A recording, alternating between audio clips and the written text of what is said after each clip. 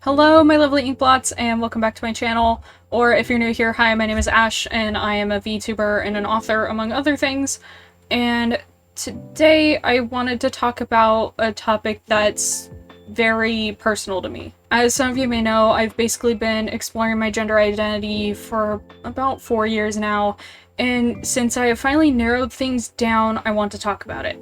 That being said, even though I have an androgynous yet feminine-leaning voice, my pronouns are he, him. Admittedly, this video is more for me than it is for anyone else, but maybe something that I say will resonate with someone watching this. But this is mostly just to get all these feelings and thoughts out and talk about it so that, you know, if I have doubts in myself in the future, I can look back on this and feel reassured, maybe. And this may be a long video. Quick disclaimer, a lot of this video is just talking about my own experience, and it was shaped a lot by what I was doing at the time when I realized that I'm not cis, which involves a lot of stuff that relates directly to me becoming a VTuber. Anyway, grab a drink and a snack, maybe a blanket, let's get cozy and let's get into it. I guess the first thing we'll talk about is the childhood signs that I had. I admittedly didn't have all that much, and you don't really have to have childhood signs to be trans as far as I know. But these are kind of hints that I got that flew right over my head, and I'm just going to describe them very quickly. For one, the earliest memory I have is of me telling my younger sister that I'm her big brother, and I was corrected by my mom, and I don't remember ever bringing it up again. I never liked dressing very femininely. I always begged to not have to wear dresses or makeup, and I kind of sucked it up from the ages of 13 to 18, but I will never subject myself to that again. On top of that, I never really liked how I looked in makeup. It just never looked right on me, I guess. And it's not because, you know, the person who was doing my makeup didn't do a good job. Usually it was my younger sister, and she's phenomenal with makeup. But I always just kind of felt like a dude in very unflattering makeup. When I was younger, I was also bullied a bit because I was not feminine in the slightest. I was what you would consider a tomboy. And it got better as I got older and started to wear things that fit me better. And I also developed physically, but I was still treated like a weirdo. But part of that is because I'm also autistic. While feeling these things or having these experiences don't necessarily mean that you're trans. Hell, you could just be gender nonconforming. But they were signs and things that I noticed from my childhood looking back. And I honestly brushed them off and dismissed them until I started to dig a little bit deeper. I mean, some people know that they're trans from childhood.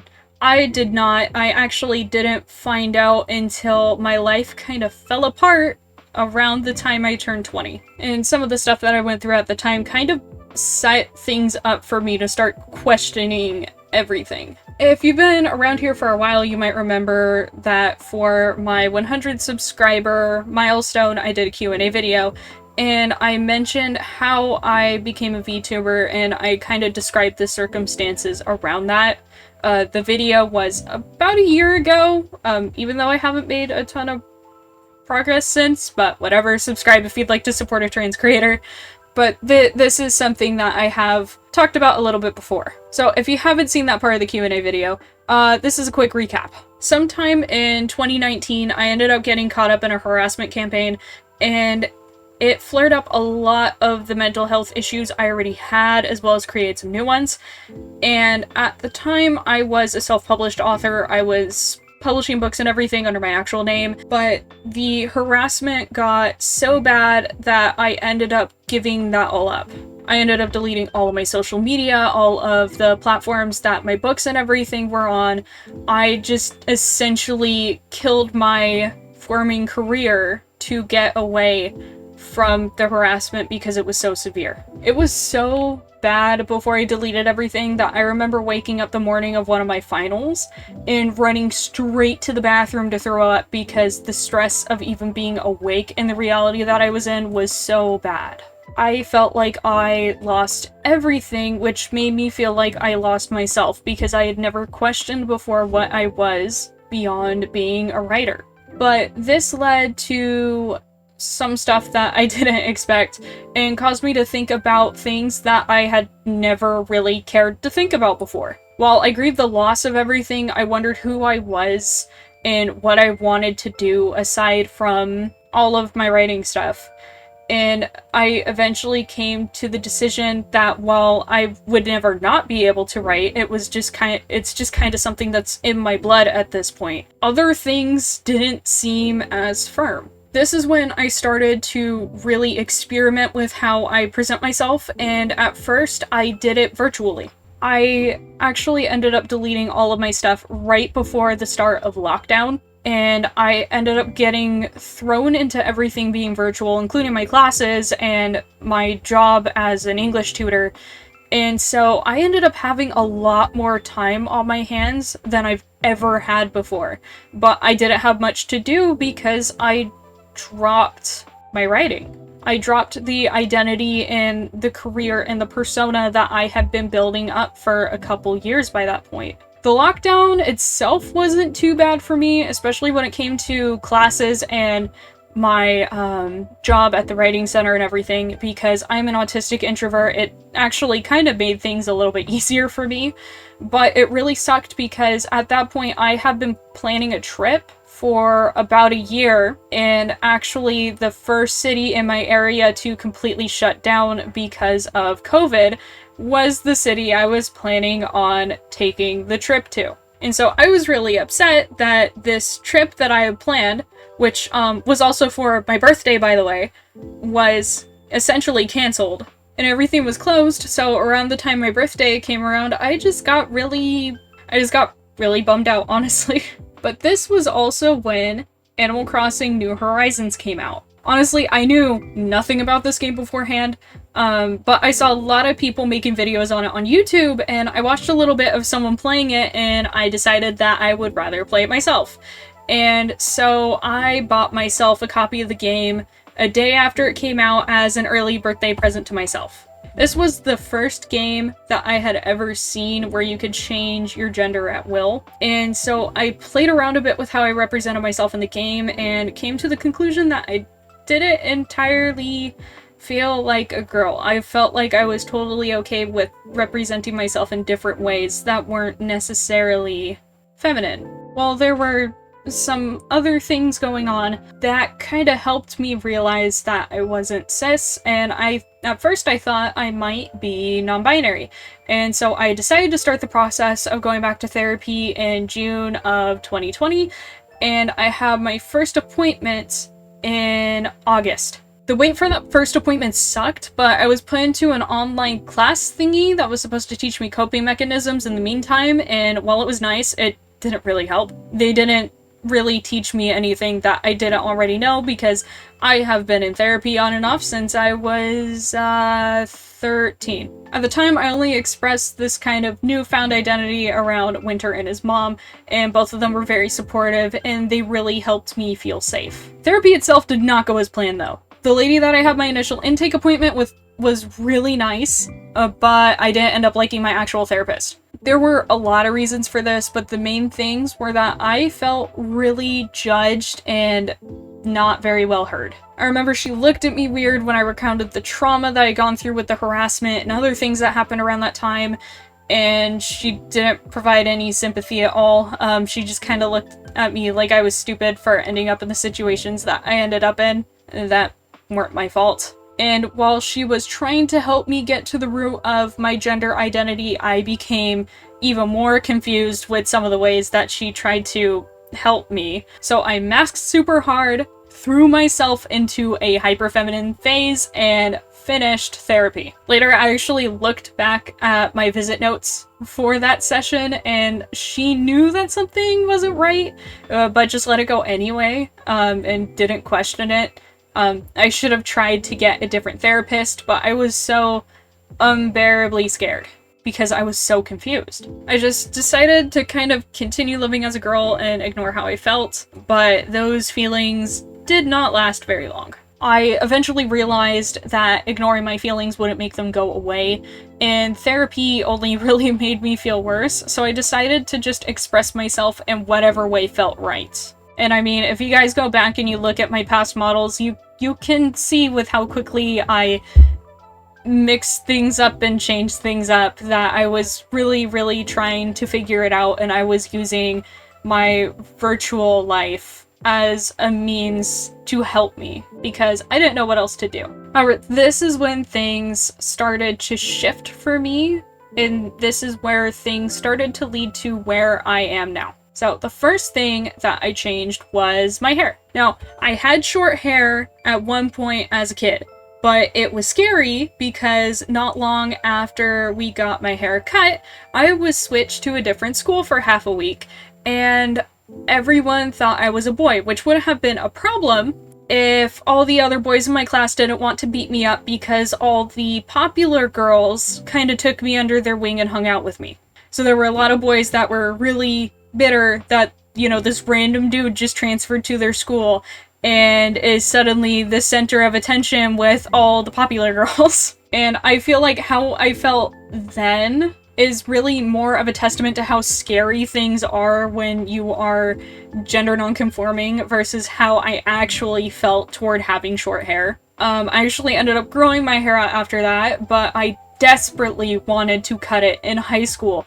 And my mom always told me that I would hate it, and because our facial structures are similar, that my face would look too round, and so I never cut it all off. Until April 2022. And when that happened, I realized that I actually really loved having my hair short, and I really liked it, and I started to progressively cut it shorter and shorter over time. In the online sphere, I started using a model with shorter hair in October of 2022 to match my hair in real life.